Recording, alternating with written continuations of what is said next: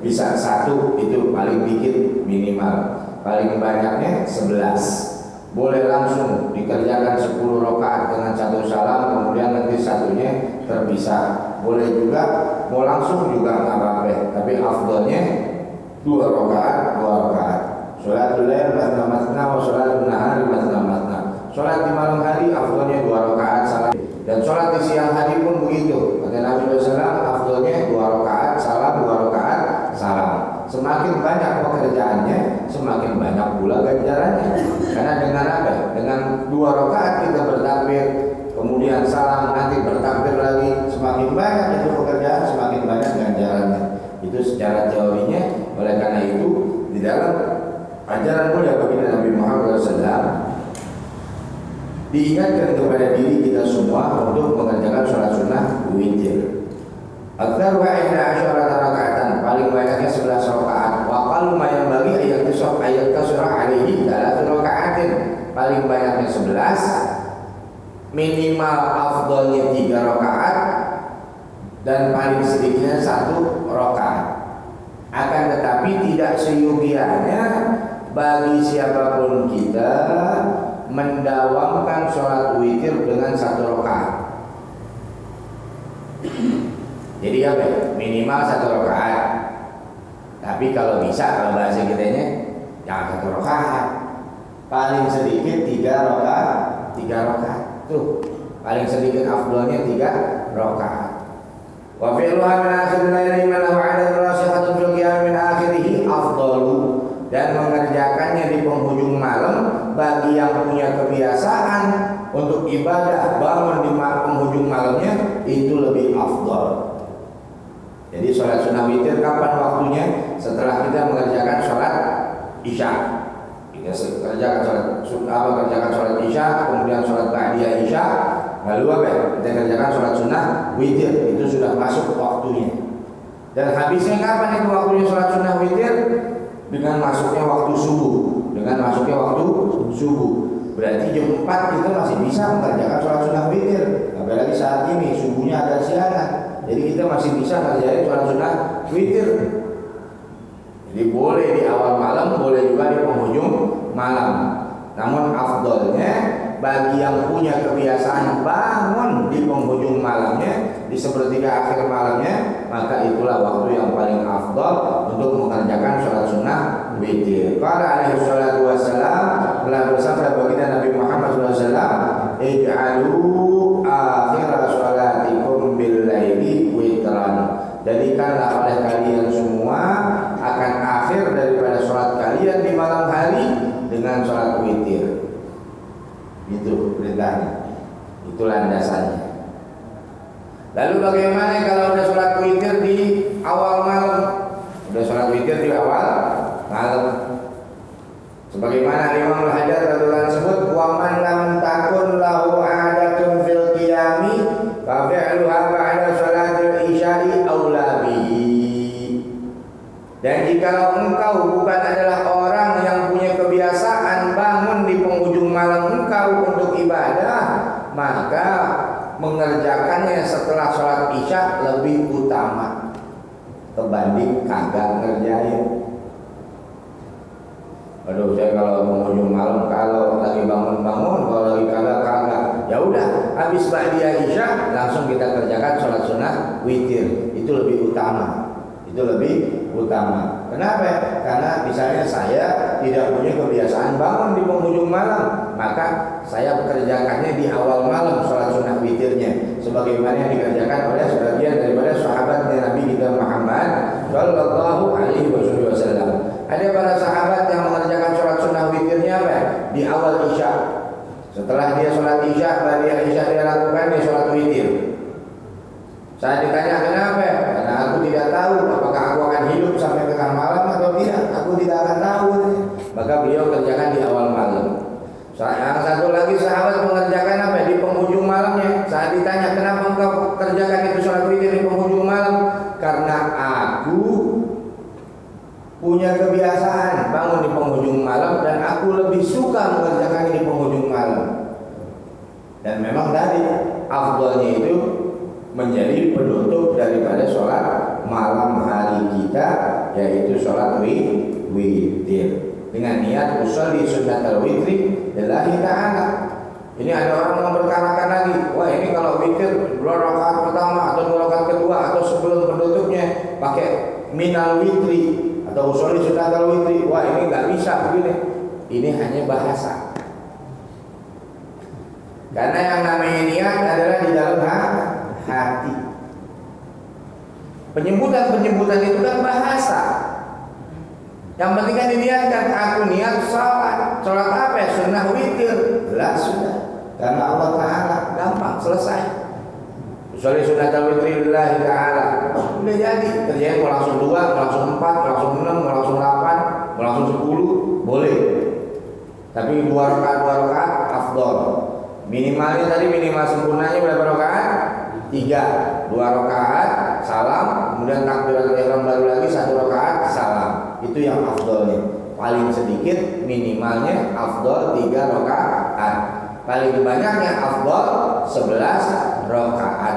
Di dalam kitab Bulughul Maram kumpulan hadis Nabi Muhammad SAW dijelaskan hadis tentang sholat malamnya baginda Nabi Muhammad SAW paling banyak 13 rakaat.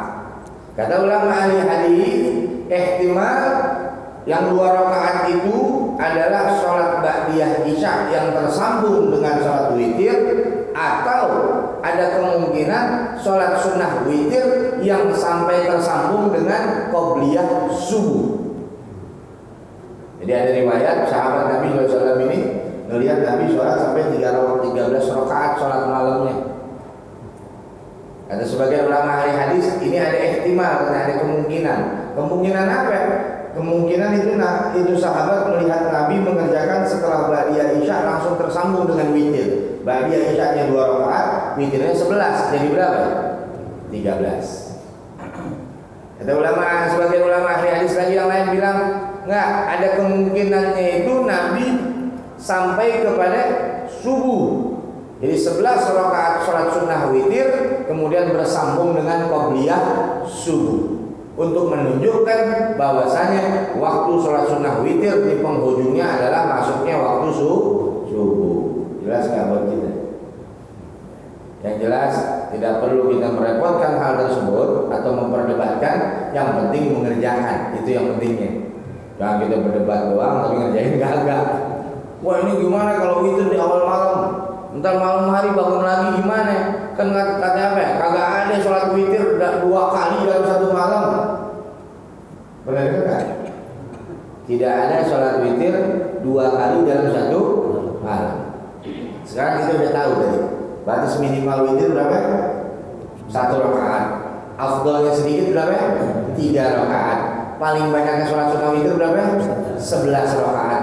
Seandainya kita sholat tarawih tanda Ramadan, habis sholat tarawih di penghujungnya kita sholat sunnah witir, berapa rakaat yang kita kerjakan? 3. Paling banyaknya witir berapa? 11. Berarti masih kurang berapa? 8. Masih kurang 8. Berarti itu malam nggak disebut 2 kali witir. Lah orang belum. Gimana ente? Kan paling banyaknya 11. Dikerjakan baru 3. Sisanya masih banyak. Nanti begitu sebelum sahur, sebelum makan sahur, kita bangun lagi, kita sholat, niatin lagi. Di dalam kitab Bughyatul Mustarsyirin disebutkan, oleh Imam Abdurrahman al-Masyhur radhiyallahu anhu, Mufti Diyar Hadrami. Di dalam kitab Bughyah itu apa disebutkannya? Sholat witir seandainya engkau kerjakan di awal malam, tadi 2 rakaat salam, kemudian 1 rakaat salam, maka bila nanti bangun di tengah malam atau di penghujung malam, maka bisa engkau tinggal tambahkan 8 rakaat lagi, karena paling banyaknya witir adalah 11 rakaat. Namun ada pendapat juga mengatakan karena sholat witir disebut ganjil, maka harus ganjil, dan yang ganjilnya itu harus di penghujungnya. Maka kalau memang di awal malam kamu sudah kerjakan 3 rakaat, maka begitu bangun kamu kerjakan 1 rakaat dulu. Untuk apa? Menggenapkan bilangan ganjilnya. Baru nanti tutup lagi 1 rakaat di penghujung sholat kamu. Jelas nggak? Jadi ada pendapat-pendapat. Maksudnya apa? Kita jangan apa ya? Jangan terbentur dengan perdebatan pendapat. Kita mau mengerjakan sholat sunnah. Kalau nggak bangun sholat subuh itu boleh berdebat. Nah, sholat sunnah kita ributin, subuhnya nggak dikerjakan. Zuhurnya dilewatkan, asarnya dibiarkan, maghribnya diabaikan, isyaknya tidak peduli. Nah ini sholat yang wajib. Itu yang dipermasalahkan. Kalau kita atau istri kita atau anak kita nggak bangun sholat, itu yang kita permasalahkan. Kenapa harus mempermasalahkan urusan-urusan yang furu'iyah atau urusan-urusan yang sunnah? Jelas nggak? Jadi kita tekenin, saya buat diri saya dan masing-masing kita buat diri kita, utamakan yang wajib, utamakan yang wajib. Jangan sampai kita bangun malam, sholat malam banyak, tapi sholat subuhnya kelewat. Sholat malam tahajud kita kerjakan, sampai 20, sampai 40 rakaat, sampai 100 rakaat misalnya. Pernah nggak sholat malam 100 rakaat? Kalau di kita apa ya? Terawih jamnya bareng, tapi kalau dia apa? Di Kota Tarim misalnya, terawih jamnya beda-beda. Misalnya Masjid Al Hidayah terawih jam berapa ya? Jam setengah, jam 9. Nah, As-Salafiyah duluan di awal Isya. Begitu masuk waktu Isya, adzan, terus baca Ratibul Haddad, selesai baca Ratibul Haddad, baru sholat Isya berjamaah, selesai sholat Isya berjamaah, sholat Ba'diyah, jam 8 mulai sholat terawih, jam 9 selesai. Jam 9-nya pindah ke Al-Hidayah, baru mulai sholat Isya, baru mulai terawih. Terus jam 10 pindah lagi kemana? Misalnya Masjid sono, Nur Rahman misalnya. Baru mulai ke sono sholat Isya sekaligus terawih. Ntar jam 12-nya pindah lagi ke Masjid Ar-Rahmah misalnya. Baru mulai sholat Isya dan sholat terawih. Jadi semalaman kita bebas, kita mau ngikut yang mana. Jadi nggak ada alasan apa, kalau saya terawih ketinggalan, kalau saya sholat Isya berjamaahnya ketinggalan, enggak. Yang punya kesibukan di awal malam, ntar bisa ngikut sampai sholat tengah malam. Wah jam 12 saya juga masih punya kesibukan tengah malam. Penutupnya di Masjid Jami di Kota Tarim itu sholat terawihnya yang witir, selesainya sahur. Jadi kalau kita mau ngikut tuh semuanya sholat berapa rakaat? 5 masjid kali 20 100. Jadi kalau mau nyobain sholat semalam 100 rakaat ke sono. Karena mau nggak mau kita ngikut sama gaya hidup lingkungan setempat. Kebawa semangat kata kita. Apa iya kita kuat?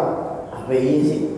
Entar ngantuk? Enggak, ternyata enggak. Kenapa? Kita terbawa sama lingkungan. Kalau lingkungan orang sono begitu, kita ke bawah. Jadi apa ya? Kalau bulan Ramadan yang hidup di sana malam harinya kayak siangnya kayak malam. Baca Al-Quran itu nggak ada berhenti. Tadarusnya lagi pada kata Al-Quran, enak banget tadarusnya. Ini kelar baca lagi ini, duduk aja pada begini aja. Pada apa? Subhanallah wa itu. Lihat gambaran kehidupan manusia-manusia yang Allah kasih keistimewaan. Kita lihat Masya Allah, tentram hatinya bersama Allah Ta'ala. Ya. Kalau kita lihat perekonomiannya, termasuk negara susah dia. Dan perekonomian masyarakatnya termasuk apa ya? Banyak yang di bawah rata-rata. Cuma kok bisa tenang hidupnya dalam ibadah. Nah kita ini yang Allah kasih nikmat, jangan sampai nggak bisa nikmat beribadah. Allah udah kasih kita nikmatnya luar biasa nih. Nikmatnya luar biasa. Di kita aspal udah dari tahun berapa udah ada. Di sono tahun 2000 baru ada aspal. Berarti kemarin baru berapa tahun? 20 tahun. Ini kan sekarang 2022, baru 2022 aja. Aspal di sono tahun 2000 baru ada aspal. Masuk ke perkampungan Kota Tarim itu baru ada aspal tahun 2000. Dan di kita aspal udah dari tahun berapa? Bersyukur banget kita sama Allah Ta'ala. Di sono hujan jarang, di kita hujan hampir tiap hari. Pagi-pagi kita buka pintu, kita ngopi, adem. Ya, habis pulang sholat subuh yang baca Al-Quran itu, ya, buka pintu, adem tuh, angin pagi masuk, enak, nikmat. Di sana musim panas banget, musim dingin banget, tapi luar biasa mereka. Ihtimamnya apa? Mementingkan daripada syariat mulia baginda Nabi Muhammad Sallallahu Alaihi Wasallam. Semangatnya tinggi, mereka mengerjakan sholat sunnah. Di antaranya witir tadi. Ya, kalau di sana kalau kita apa? Kalau ada seorang penuntut ilmu, dia tidak mengerjakan sholat witir, aib buat dia. Jadi di sana kalau ada penuntut ilmu nggak ngerjain sunnah Nabi, itu termasuk aib. Kalau di kita kan kagak. Aib tuh kalau berbuat yang kagak aib katanya. Kalau di sana lain lagi kelasnya. Seorang penuntut ilmu berarti nggak mesti anak kecil, nggak mesti anak muda, sampai orang tua, karena kita juga kan penuntut ilmu ini, orang-orang tua. Seorang penuntut ilmu bila tidak mengerjakan tadi sholat witir, sholat duha, maka berarti dia punya cacat, punya aib berarti. Oh ya, saking apa? Mengistimewakan sunnah mulia Nabi kita Muhammad Sallallahu Alaihi Wasallam agar pada semangat mengerjakan itu sunnah mulia. Karena jelas hadisnya dari Nabi Sallallahu Alaihi Wasallam apa ya? Kita punya kewajiban kepada Allah Taala, dan kalau kita memang ingin mendekat kepada Allah maka mendekatnya dengan yang sunnah, mendekatnya dengan yang sunnah. Dan di antara sunnah-sunnah mulia Nabi Muhammad Sallallahu Alaihi Wasallam adalah sholat sunnah witir. Maka lakukanlah, maka kerjakanlah dan ajarkan kepada keluarga keturunan kita. Di dalam kitab Bidayatul Hidayah dari Imam Al-Ghazali radhiyallahu anhu, Imam Ghazali menyebutkan di rakaat pertama dua rakaat sholat witir setelah membaca Fatihah membaca surah Sabbihisma rabbikal a'la, surah Al-A'la. Di rakaat keduanya setelah Fatihah membaca surah Al-Kafirun, qul ya ayyuhal kafirun.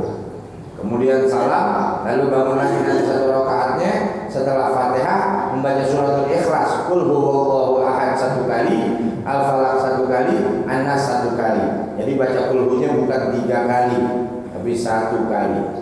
Di dalam sholat sunnah witir. Enggak, saya kan membacanya 3, yang waridnya 1 dari sononya. Kalau 3 berarti kita bikin-bikin.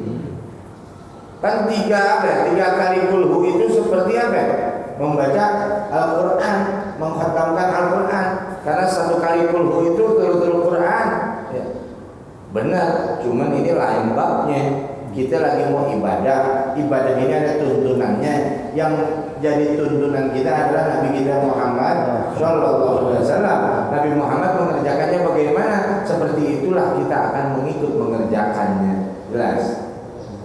Wa min dzalika, dan di antaranya lagi yang disunahkan untuk dikerjakan buat kita semuanya dalam rangka mendekatkan diri kepada Allah Subhanahu wa taala, yaitu sholatul duha. Sholatul duha atau disebut juga sholat awwabin. Dari Imam Al-Haddad radhiyallahu anhu, sholat duha ini disebut sholat awwabin. Begitu juga di antara maghrib ke isya disebut sholat awwabin. Kenapa? Karena awwabin ini adalah orang-orang yang kembali kepada Allah. Itu artinya. Ni'mal abdu innahu awwab. Jadi apa? Awwabin ini adalah orang-orang yang kembali kepada Allah. Di waktu duha dan di antara maghrib ke isya, umumnya manusia di dalam kelalaian. Umumnya manusia. Karena di waktu duha sedang beraktivitas kehidupan duniawi. Yang kerja sedang sibuk dengan pekerjaannya, yang bisnis sedang sibuk dengan bisnisnya, yang tukang begadang sedang sibuk dengan tidurnya. Jadi masing-masing punya kesibukan ya. Berarti di situ waktu kelalaian, waktu kelalaian. Begitu juga di antara maghrib dan isya, itu apa? Masing-masing kita sedang lelah beraktivitas tadi, yang habis pulang mancing, yang habis kerja, habis bisnis, ya kan? Habis jalan-jalan, maghrib capek, pulang ke rumah. Habis isya dia istirahat. Ngisi capeknya kalau kagak rebahan, kalau kagak ada ngopi, kalau kagak ada buka TV. Lain halnya yang memang punya kebiasaan membaca Al-Quran, itu lain ceritanya. Artinya secara umum dikatakan di dua waktu tersebut adalah waktu umumnya kita lalai. Oleh karenanya, bila ada seorang muslim yang saat itu mengerjakan sujud kepada Allah dengan dia sholat kepada Allah, berarti dia sedang mengingat Allah, berarti dia digolongkan orang-orang yang kembali kepada Allah. Makanya sholatnya disebut awwabin. Di dalam kitab Hasyatul Bajuri dijelaskan, sholat apapun yang dikerjakan di antara maghrib dan isya maka disebut sholat sunnah awwabin, tanpa harus meniatkan usolli sunnatal awwabin lillahi ta'ala. Jelas? Jadi ada pendapat keterangan dalam kitab Hasyatul Bajuri, sholat yang dikerjakan antara maghrib ke isya, setelah kita sholat maghrib dan sebelum kita sholat isya, sebelum masuk waktu isya, bila di antara dua waktu tersebut kita mengerjakan sholat sunnah apapun jenisnya, qobliyah kah, ba'diyah kah, atau sholat apa? Hifdzul iman, atau sholat istikharah, atau sholat yang lain yang kita kira sholat tasbih misalnya saat itu, maka semua itu diberikan gelar sholat awwabin, sholatnya orang-orang yang kembali kepada Allah. Jelas. Namun ada pendapat juga mengatakan tidak, sholat awwabin itu adalah sholat sunnah tersendiri. Hendaknya dia meniatkan itu sholat sunnah. Harus dia niatkan usolli sunnatal awwabin. Aku niat sholat sunnah awwabin. Ada pendapat juga demikian. Yang jelas kerjakanlah bila memang ingin mengerjakan, dan jangan sampai mengabaikan bila ingin menjadi orang yang beruntung. Kita kembali kepada bacaan kita di dalam Salatul Awal dari Imam Al-Haddad radhiyallahu anhu. Dan di antara salat sunnah yang diajarkan oleh Nabi kita Muhammad SAW adalah salat duha. Wa hiya salatun mubarakatun katsiratun nafi. Bermula salat duha itu yaitu salat yang penuh dengan keberkahan dan banyak sekali manfaatnya. Wa aktsaruha 8 raka'atin. Dan paling banyaknya 8 rakaat. Wa qila 12. Ada juga pendapat mengatakan salat duha itu paling banyak 12 rakaat. Jadi antara Al-Imam Ibnu Hajar Al-Haythami dan Imam Ramli radhiyallahu anhu, ini keduanya adalah ulama besar yang hidup satu zaman, satu masa, dan keduanya menginduk kepada mazhab Al-Imam Muhammad bin Idris Asy-Syafi'i radhiyallahu anhu. Sama seperti yang kita ikuti, kita mengikut kepada mazhab Imam Syafi'i radhiyallahu anhu. Begitu juga beliau berdua, Imam Ibnu Hajar dan Imam Ramli. Nah, ini keduanya generasi setelah Imam Nawawi dan Imam Rafi'i di dalam mazhab Syafi'iyah. Beliau termasuk ulama besar Syafi'iyah berdua. Nah, keduanya ini punya pendapat salat duha minimal 2 rakaat, sama pendapatnya dua-dua. Paling banyak yang satu bilang 8, yang satu lagi berpendapat 12. Tapi saat kedua ulama ini ditanya, tuan-tuan guru ini berbeda pendapat. Yang satu bilang paling banyaknya duha 8 rakaat, yang satu menjawab 12 rakaat. Saat ditanya oleh satu orang ini, afdolnya berapa rakaat tuan guru? Maka keduanya menjawab sama. Afdolnya sholat duha 8 rakaat. Jelas kan? Jika ada yang bilang 8 benar, ada yang bilang 12 benar, karena ada pendapat. Cuma di dalam keafdolannya, afdolnya adalah 8 rakaat. Dengan apa? 2 rakaat salam, 2 rakaat salam. Karena ada waqat warada wa aqalluha raka'atani. Karena ada riwayat menjelaskan minimalnya itu 2 rakaat. Berarti afdolnya 2 rakaat salam, 2 rakaat salam. Dikerjakannya 8 rakaat. Seandainya nggak bisa mengerjakan 8, 2 rakaat pun nggak apa-apa. 2 rakaat pun nggak apa-apa.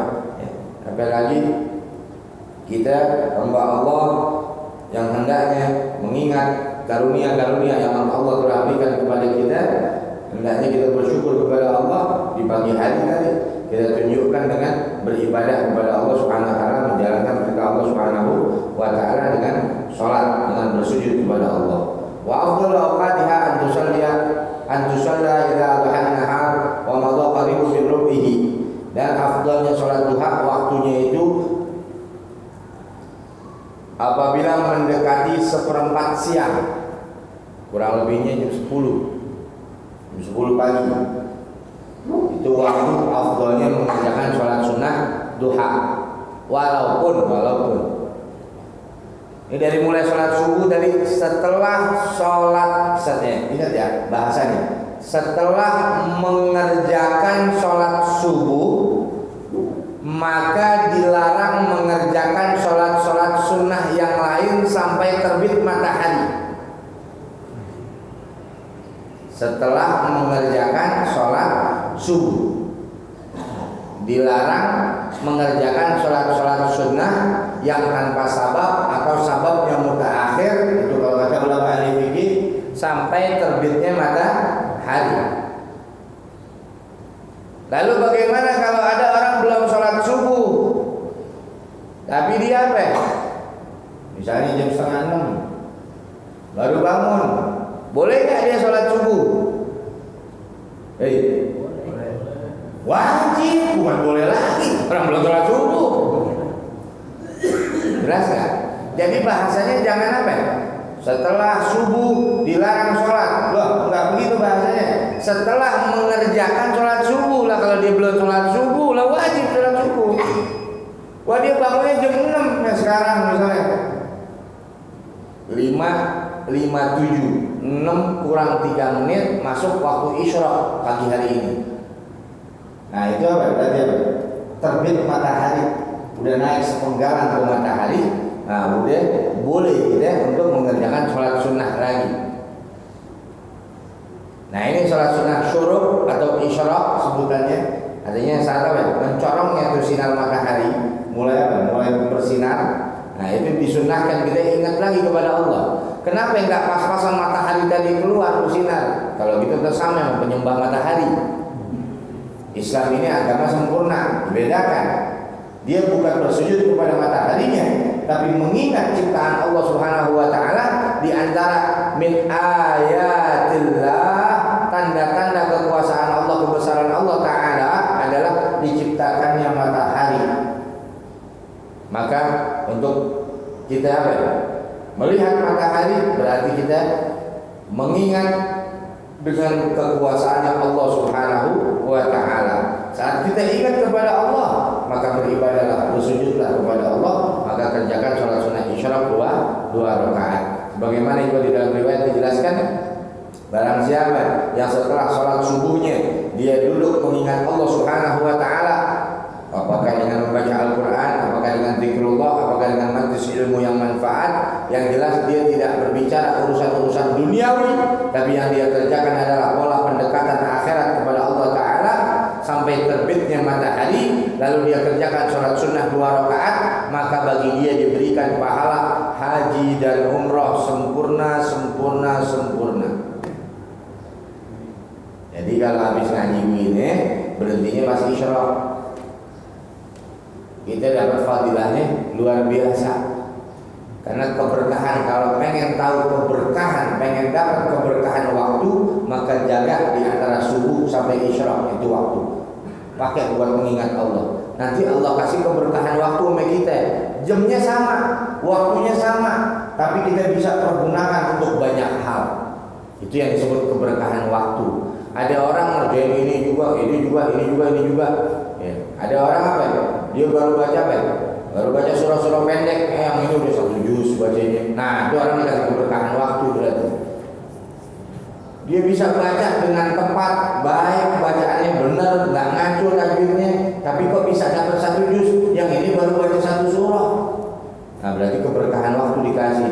Oh, dia baca Al-Quran udah, baca Wirdul Latif udah, baca pikiran lain udah, baca Ya Latif 129 kali juga udah. Wah, apa yang nanti udah dikerjain sama dia? Yang satu baru apa? Baru baca doa, kelar sholat. Berarti kelamaan dia. Yang mana dikasih keberkahan waktu berarti. Nah, sekarang itu dia pembiasaan diri dari kita semuanya untuk mengikut sunnah-sunnah mulia Nabi Muhammad SAW dalam rangka mengingat Allah. Tadi apa ya? Diingatkan oleh Imam Al-Haddad radhiyallahu anhu, kita bekerjakan sholat sunnah duha. Paling afdalnya tadi apa ya? Seperempat menuju siang, yaitu kurang lebih jam 10 pagi. Dan kita bekerjakan sholat sunnah isyraq, ya. Waktunya isyraq tadi kalau kita sekarang apa ya? Kurang lebih 1,5 jam setelah subuh. Dari mulai masuk ke waktu subuh sampai ke isyraq kurang lebih 1,5 jam. Nah, kemudian apa? Di 1 jam 36 menit kurang lebih 30 menit lebih. Nah, kemudian setelah isyraq masuk waktu duha. Masuk waktu duha. Barangkali yang punya aktivitas berat, dia nanti sibuk mengerjakan sholat duha, boleh setelah dia kerjakan sholat sunnah isyraq, nanti misalnya jam 7 dia mulai kerjakan sholat duha. Dia mulai kerjakan sholat sunnah duha, itu boleh. Dan juga ada yang bilang lagi enggak, isyraq dan duha waktunya sama, sholatnya berbeda, isyraq sendiri, duha sendiri, tapi masuk waktunya katanya sama. Jadi ada perbedaan pendapat juga antara ulama-ulama di dalam mazhab Imam Syafi'i radhiyallahu anhu tentang waktu isyraq dan waktu duha. Yang jelas buat kita, kerjakanlah, lakukanlah apa yang kita bisa lakukan, kerjakan daripada sunnah-sunnah mulia Nabi Muhammad SAW, guna kita berinvestasi menuju akhirat kita. Perbaikilah hubungan sesama manusia di antara kita dengan tetangga-tetangga, terutama saudara-saudara kerabat kita. Perbaguslah hubungan silaturahmi kita, saling mendoakan satu dengan yang lain, saling mengingatkan semuanya. Mudah-mudahan Allah Ta'ala memberikan kita saudara, keluarga, keturunan, ahli kampung kita sehat walafiat, maka mari taufik wal hidayah, ma'al wal afiyah. Mudah-mudahan kita Allah pelihara insyaallah fitan wal mihan, ma dhahara minha wa ma batan, ma'al wal afiyah. Bismillahirrahmanirrahim. A'udzubillahi minasyaitonir rajim. Bismillahirrahmanirrahim. Alhamdulillahirabbil alamin arrahmanirrahim maliki yaumiddin iyyaka na'budu wa iyyaka nasta'in ihdinas mustaqim siratal ladzina an'amta 'alaihim